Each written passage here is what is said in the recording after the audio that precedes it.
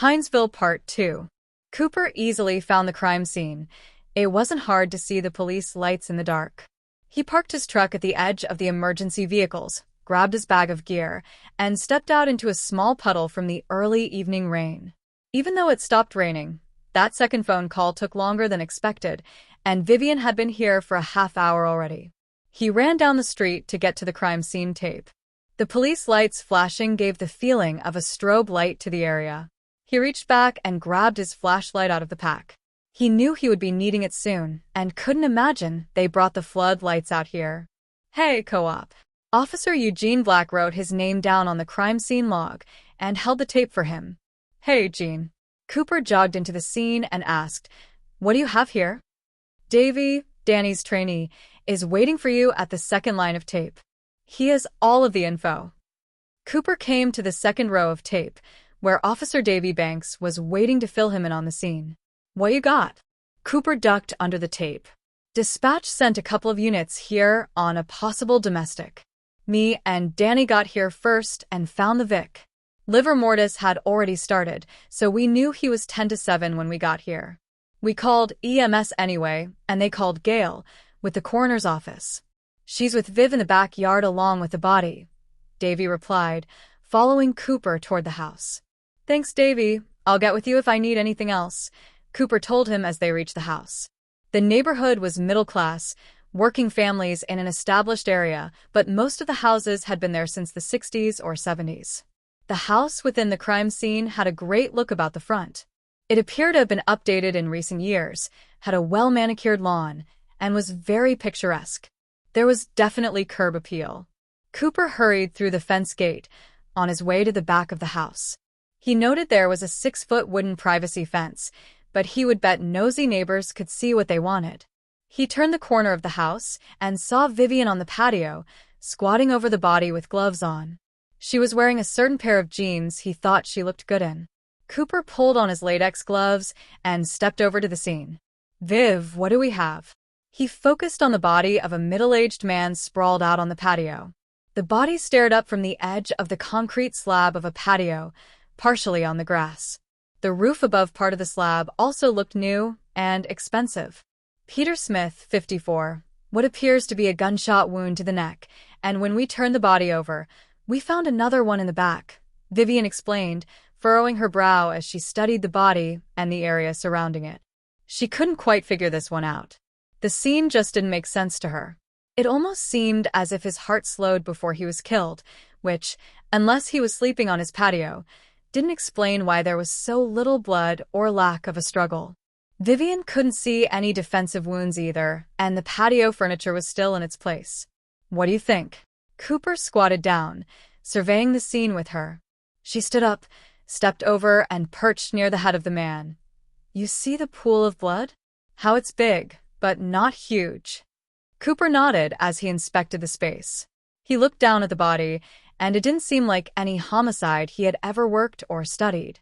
He knew rarely did one homicide occur anywhere close to the next, but they all followed certain rules. Yet none of them seemed to be addressed here. The body was outside, but the back door was closed. There wasn't any blood on the grass, and it was restricted to one shallow pool on the patio, a few inches from the edge. In addition, there was no blood spatter. It looked as if Pete walked outside, laid down on the edge of the patio, and allowed his killer to inflict the injuries, with no struggle. Vivian continued to look over everything. The metallic smell of blood was hanging heavy in the air. "It's a couple of pints, but it's not a bleed out." Vivian tried to rationalize what she was seeing. "I'm guessing the gunshot wound to the back was the kill shot, and there was a lot of internal bleeding." Vivian thought about what she was saying and then turned to Cooper. "I know I keep saying gunshot wound, 'cause that's what it looks like right now, but there's just something about these wounds that doesn't seem right." Vivian glanced around the plain backyard and decided to let the crime scene techs check it out. She was ready to get back into the house and start exploring. "Did the neighbors see anything?" "I talked to them very briefly. I got here about 30 minutes ago. They heard a commotion, though, and didn't know what it was." Vivian took a few paces toward one of the houses and pointed at it. "The guy that lives here walked to the fence to see if he could see anything, heard someone back here, saw Pete on the ground, and a man running to the trees along the back of the property. Which still doesn't make sense. Rigor has set in, so he's been here a while. Vivian shrugged and walked to the back door, motioning for Cooper to follow. Right now, I want you to see the house. We can go talk to the neighbors later. Cooper stood up and walked over to where she was. The coroner's investigator, a woman in her 50s, arrived to retrieve the body. Gail, let us know when you get anything, Cooper called to her. You got it, Cooper, the coroner's investigator replied while her and her assistant prepared the body bag. The two walked through the back door into the house and entered the dining room. It adjoined both the kitchen and living room, and one could see across the house to the front door.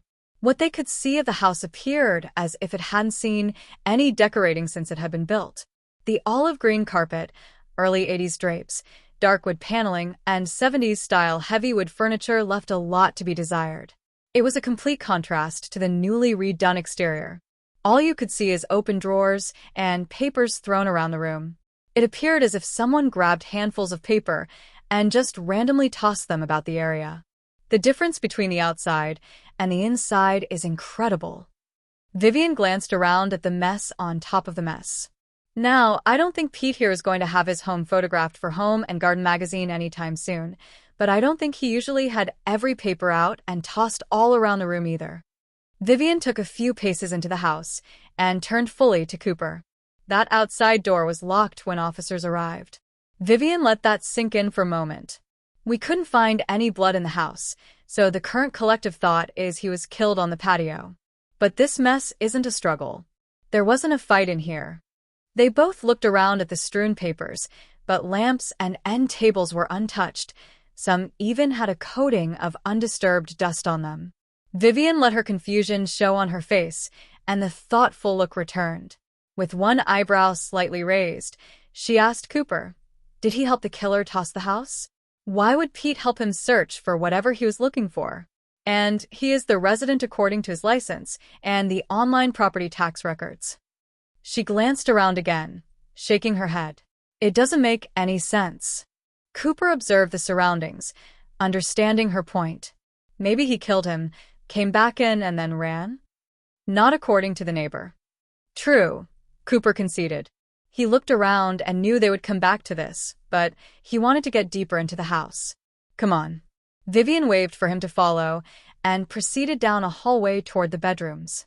Cooper looked around a room, noting that every drawer was pulled out and appeared to be rummaged through. He turned back to her to see she had walked off and followed her further into the house. She showed him a large, deep safe in the wall. It appeared as if the safe at one time had been covered with the drywall, and someone had peeled it back to get to it. A safe. The dismay was etched in her face.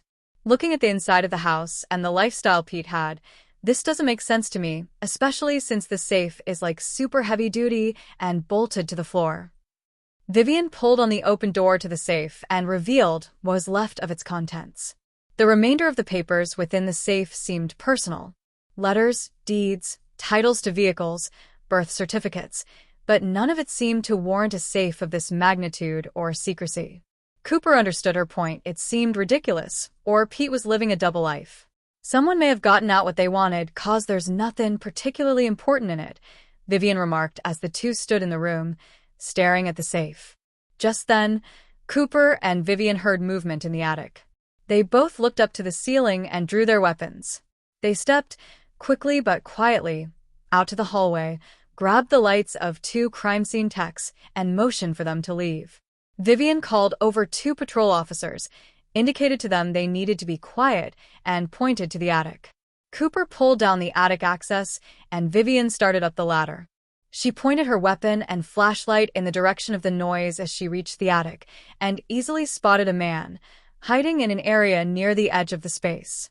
"Let me see your hands." "Now," Vivian yelled, and the man quickly stuck his hands out. Cooper was right behind her and had the man at gunpoint.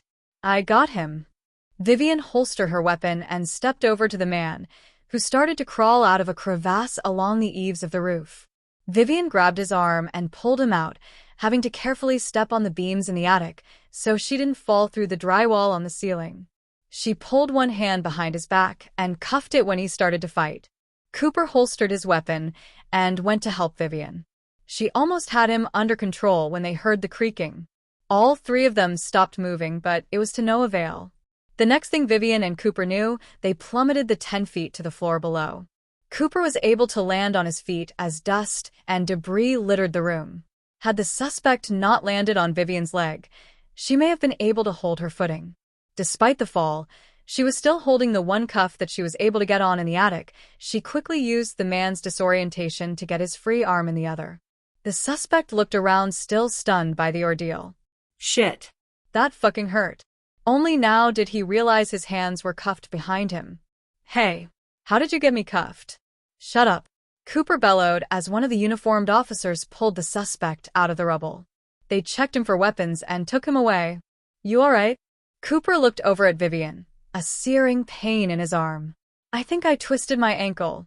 Vivian groaned out and limped over to a wall as other officers arrived. She propped herself with one hand and used the other to dust herself off. Clear the attic. Make sure no one else is hiding up there, Cooper ordered two uniformed officers. The two officers drew their weapons, went up the ladder, and disappeared into the attic. What happened? Cooper turned back to Vivian, who had hobbled into the middle of the room. Jackass landed on it. Vivian moaned and stumbled over the rubble of the ceiling. Let's get the EMTs in here to look at it. Cooper followed her into the hallway. I'm fine, she called over her shoulder as she hobbled into the living room. Are you okay? She looked to see a gash on his arm. You got cut. She took her latex glove off and put her hand on the, now profusely bleeding, cut. Davy, Vivian yelled toward the front door. I'm fine. It's just a cut. Cooper protested, but he knew it was bad. What, Viv? Davy ran over. Go get the EMTs. Vivian ignored Cooper and pulled him out of the front door. Davy ran to the ambulance, and the EMTs jogged over. Vivian quickly recognized them as Kenny and Jane, and quickly explained what had happened. He's going to need stitches, Kenny reported, looking over the wound. Are you serious? Cooper was disgusted. The man nodded. You're going to need a few stitches, Jane informed him, and they escorted him to the ambulance. This is bullshit, Cooper bitched and really checked the wound. I landed on my feet. You probably caught it on something on the way down. The EMT looked to see if there was any debris in the cut. Vivian turned to the officer, who was just a few steps away. Davy, aggravated battery on a police officer, 2 counts, and unauthorized entry into an inhabited dwelling. I'll have the report done by the morning. You got it, Viv. Davy left to take the suspect to the station. Vivian let Cooper know she was going to meet him while he climbed into the ambulance. She called Captain Sullivan on the way, where he met them upon their arrival. The medics brought Cooper to the back, and immediately the nurses stitched his arm. Vivian explained to Sullivan what happened, and what the suspect was to be charged with. Good. He nodded as they walked to check on Cooper. What's wrong with you? The suspect fell on my leg when we landed, Vivian informed Sullivan as they reached at Cooper's ER bed. You're getting checked out, too. Sullivan could see her about to protest and quickly added, It's an order, not a request. Yes, sir. Vivian limped back to the ER lobby to check in with the lady at the desk. After all of Vivian's information was collected, the receptionist advised her to go back with Cooper, and the doctor would look at her, too. The two made their rounds with the hospital. Cooper walked out with 12 stitches and Vivian with a brace, and an ice pack on her ankle. I want to go back to the house. We didn't get to finish, and we can interview the suspect later. Vivian looked at the clock as she started the car. It was 4 a.m. They couldn't talk to the neighbors yet, but they could finish going over the crime scene. When they returned to the house, several people were still there, including the CS techs. They would be there for, at least, a couple of hours longer. Cooper and Vivian walked in and started to look around. Vivian checked the room with a safe and noticed someone had cleaned up the debris from the ceiling. She decided to take another walk through the room. She noted several items that seemed unusual, but there was nothing usual about this case. There were several items in full display that were worth a fortune. A baseball card in a case sat next to a baseball signed by Hank Aaron himself, and a large vase sat in the corner that she was sure was pricey at worst. She walked over to the next room. She could see guns on wall racks, a decorative sword, hunting trophies, and a crossbow. She slowly walked through the house, taking it all in. It seemed like a typical guy house. Nothing was particularly fancy, old mismatched furniture, and, beyond the mess of being tossed, it was clean. She continued walking around, getting a feel for the victim. It was the suspects she just couldn't understand. She considered that her and Cooper had the man in the attic in addition to the man fleeing the house, so there are multiple suspects. The first impression she had of the scene was extreme disorder. It was as if the suspects went into the house and just randomly tossed papers around. There were all the things of value that weren't even touched, but a box of Band-Aids was dumped out. The techs were now working on the safe, so Vivian left that room alone. She would come back to it later. Cooper had wandered into the living room and looked around at the disarray. That's what he was so frustrated about. Even at a disordered crime scene, there should be a certain order to it. But this scene, it just didn't make any sense. It was as if a group of people came in and tossed it, and they only pulled things out of drawers. Cabinets went untouched along with containers and boxes. It just looked like someone came in and made a mess just for the sake of it. They stayed for a few hours, going over the crime scene, looking through evidence, and trying to size up the case. They eventually left, grabbed something to eat at the diner around the corner, and then headed back to the station. Cooper and Vivian walked into the squad room at 8 in the morning and over to their desks to find a parachute. Everyone started to clap as Vivian bowed. Detective Jimmy Burks walked over and slapped Cooper on the back. "For the next time, you'll have to go into the attic." Cooper laughed, shook his head, and looked over at Jimmy. "Man, you should have been there to catch us." They all laughed, and the two threw the parachutes under their desks. Vivian went to retrieve the thumb drives the crime scene photos were on. She wanted to take a look at them in case she missed something. Captain Sullivan stopped her as she passed and looked at her over his glasses. "This is your only case until it's solved." "Yes, sir," she answered. She knew with all of the oddities, in addition to the fact it was a homicide, that Sullivan was anxious for them to finish with it. The two went over what they had, the reports from patrol, photos, and notes, and used the information to prepare to interrogate the suspect. Cooper was to be the lead, and Vivian would be there to assist. Cooper soon peppered him with questions while the two men sat at the table. Vivian stood in a corner of the room, listening to the interview, trying to find any clue as to what they were looking for.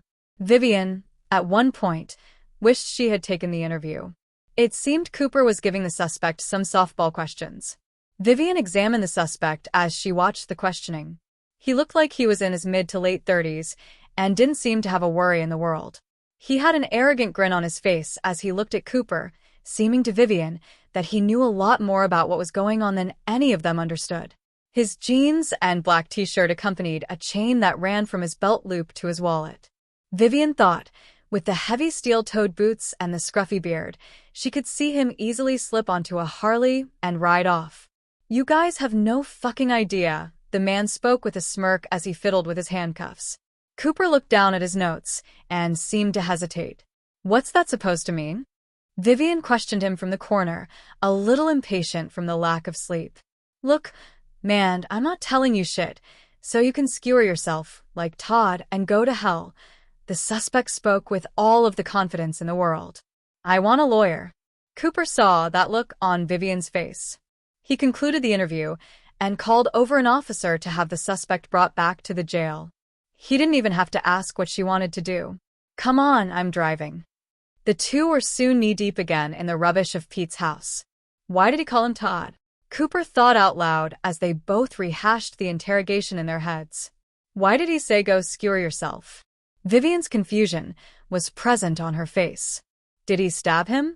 Who in the hell even uses that word? But I did see a sword on the wall in the other room. Vivian went down the hall to the room behind the safe and pulled the sword off of the wall. There's no way, this is too long, and there's no blood on it. She looked at the, obviously, decorative sword. It was in a sheath covered in detailed gold leaf designs and embedded gems that she thought looked real. The blade and hilt were just as ornate. "I want to take this for evidence." She pulled a sheath off again and noted the detailed etching on the blade that matched the gold leafing on the cover and grip. A dagger. Cooper was almost embarrassed to say it out loud. It seems logical, with the sword and all, but who the hell uses a dagger? Vivian stepped over to the door of the room, still limping a bit, and tagged the sword for evidence. She walked back in the room, looking around, still noting that nothing looked right, despite the chaos. Maybe we should call Mason for an assist? Cooper didn't think any of it made sense either. The city limits end at the woods behind the house. The one suspect did flee into the woods, and it's not irrational to think he may have dropped some evidence. Tom, with the state police CSU, was helping our techs, so let's wait. She thought about the safe and walked over to where it was in the wall. She looked in the wall beyond the safe and pulled out a red folder. She opened it up and began reading. Cooper stepped over and read the contents over her shoulder. It's time to call Ben and Nate. Cooper pulled out his phone and quickly dialed their friends and coworkers at the FBI. Yeah, I think so. Vivian walked back to the living room as she read the information. Why didn't the techs find this? I realized the new guy was here, but he's been great up until now. All I did was walk up to the safe and could see it in the wall.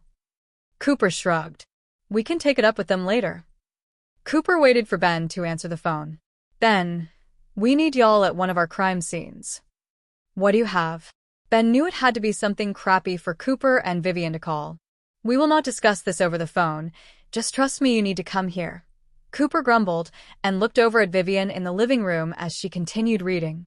Vivian looked at the contents of the folders, which added fuel to the fire of her confusion. She sat on the arm of the couch reading the pages. It appeared to be emails between individuals discussing special operations missions, and nothing was redacted. It was plain as day, a complete rundown of the participants, their performance, and the results of the missions. She couldn't comprehend why Pete would even have this in his house, and, guessing by its location that it came out of the safe, why was it there to begin with? There was so much randomness to this case, it was too random. Vivian read them, knowing she would have to answer for it, but also realizing she needed to because it was property of a homicide victim. This, obviously, could be the reason he was killed. Ben and Nate arrived, but not before their friends found 4 more files. They walked up to the house, past the yellow police tape, and met them inside. What y'all got, guys? Nate looked over at the two. The concern reflected not only in his expression, but in his voice. Vivian handed them a red folder. They knew immediately what it was, and both of them wondered where they got it from. Ben looked at her suspiciously as he took the file and opened it, hoping it wasn't what it was. The FBI agents began reading the information. The surprise was evident on Ben's face after he began reading. What the hell, right? Vivian looked over at her friend, seeming almost angry. There are 5 we found near the safe. Who knows about this? Nate demanded an answer with his tone. The 4 of us, and possibly the subject we pulled out of the attic. Cooper wondered why Nate was so stern. Where are the other folders? Ben glanced up as he continued to read. Vivian handed them to Nate. You can't tell this shit to anyone, Ben barked and closed the folder he held. He looked stressed to Vivian. No, shit, man. Cooper appeared pissed. You think you have to tell us that? Vivian questioned Ben, a little angry at him herself. Nate walked out of the house and into the front yard to make a call. He wanted to find out where these folders came from. He knew it wasn't his team, but still hoped it was a friendly agency. He knew something was off. It was obvious they were meant to find them. Ben looked over at them and sighed in disgust. This is some deep shit. He rubbed the back of his neck and tried desperately to think of a way to get them out of what was about to happen next. Pack some clothes, copy everything you have on the case, and get to Statesboro. What's going on, Ben? The anger and confusion settled heavily on Vivian. In the 11 years she spent at the PD, this had never happened. Just do it. Ben snapped and pointed at the door. Now get out of the house. There's a team coming to clean it. Ben threw the folders down on the coffee table. Why did y'all have to read that shit?